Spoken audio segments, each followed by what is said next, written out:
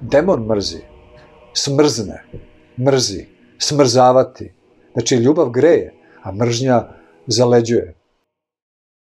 Obzirom da ste taj monaški život započeli na Kosovu, možete li mi reći kako je izgledao život srpskog monaha koji je u tom trenutku okružen sa svih strana gotovo u potpunosti muslimanskim, odnosno albanskim stanovništvom?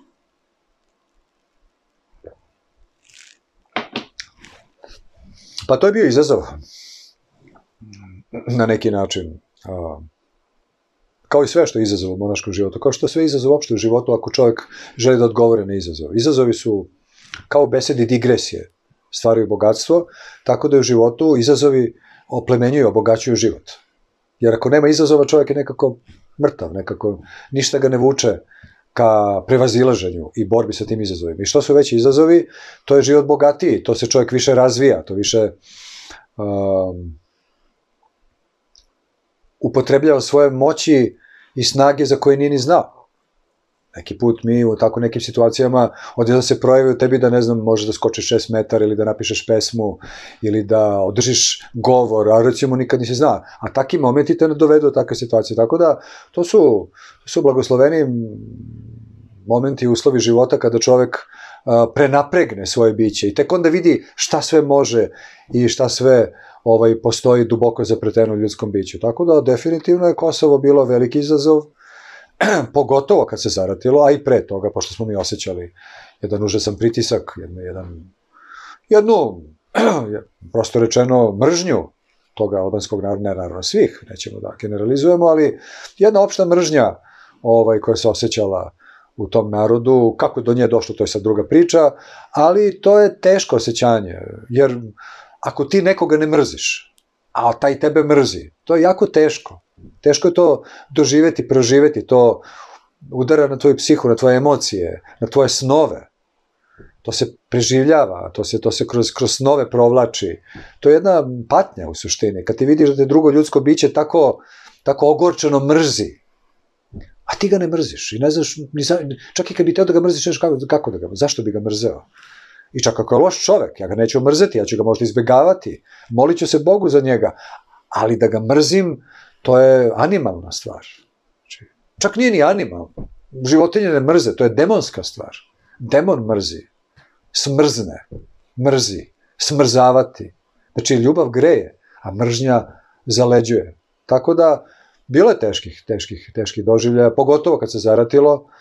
To je već bila jedna velika tragedija, jedan veliki užas, jedna strahota, gde smo mi bili maltene u epicentru. Zapravo, rat na Kosovu je započeo na nekih 600 metara od Dečana, to je, znači, mi smo to čuli, znači, ja tačno pamtim taj moment, to jutro, rano, kad je započeo rat na Kosovu, kada je neka vozilo, to je bilo jedno vozilo elektrodistribucije, koje je pored manastira išla tamo prema Čakoru, ili već duž Bistrice reke, kada je bio izrešetan, znači, čuli smo rafali, to je bilo jedno zlokobno znamenje i mi smo znali da se sve priprema, ali nekako smo sve verili neće, međutim, tada je izbilo i to je bilo onako teško jedno osjećanje i tu je bilo i mrtvih i bilo je čak i Albanaca, ali tih iz UČK jedinica, njih to uopšte nije bilo bitno ko je u tom vozilu, u tom trenutku, jer bilo bitno započne rat.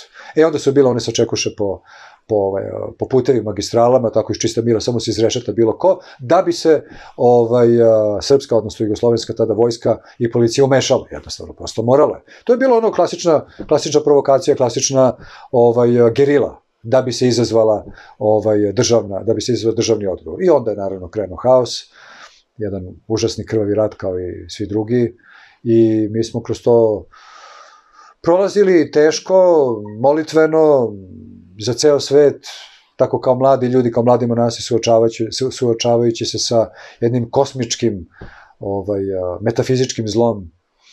I to je dosta uticalo na naše sazrevanje. Možda ne bi tako brzo sazrevali tu u tom trenutku, suočavajući se sa mogućnosti da će jedinice UČK da i uđu u manastir, da to se dešavalo, da. Tako da, bilo je strašno, teško i veličanstveno i izazovno i slava Bogu za sve. Obzirom da znamo da je naša crkva u tom ratu na Kosovu poprilično nastradala, pa i u martovskim pogromima posle, i mnogi monasi su čak ubijeni tokom tog rata, da li ste vi imali neke, da kažem, susrete sa UČK direktnom i da li ste prolazili kroz neka šikaniranja od strane njih? ne direktno, nisu čak ni mnogi monasi, nego samo dvojice su zapravo poginuli. Otac Hariton i otac Stefan, koji je nekada bio u Vitovnici, on je bio tamo u Budisavcima, a Hariton je bio u Prizrenu, u manastiru Svetih Arhangela. Poznao sam ih dobro obojicu i oni su zaista bili spremni da putuju. Prosto Bog ih je uzeo ubrao ih je kao zrela zrna grozda. 2 zrna zrela grozda. Ja lično nisam prošao kroz tu vrstu šikaniranja i možda potencijalnog stradanja, ali su granate padale oko manastira,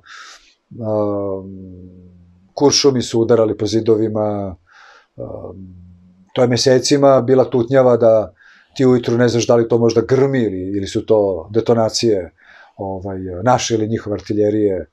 Tako da direktno nisam bio suočen sa smrću i sa licem nekoga od tih boraca te njihove takozvane oslobodilačke vojske Kosova, ali je bilo samo korak iza toga.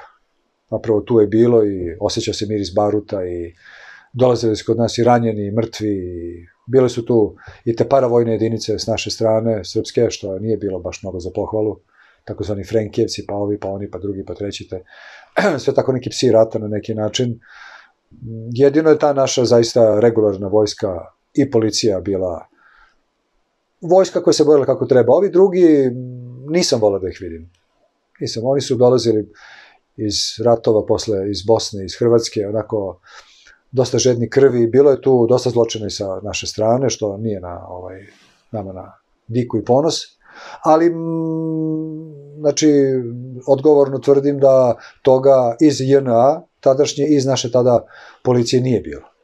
Da su to radili tako ti neki raznorazni plaćenici, paravojne formacije, koje su čak izazivale neki put i tako neko divljenje kod nekih, jel da?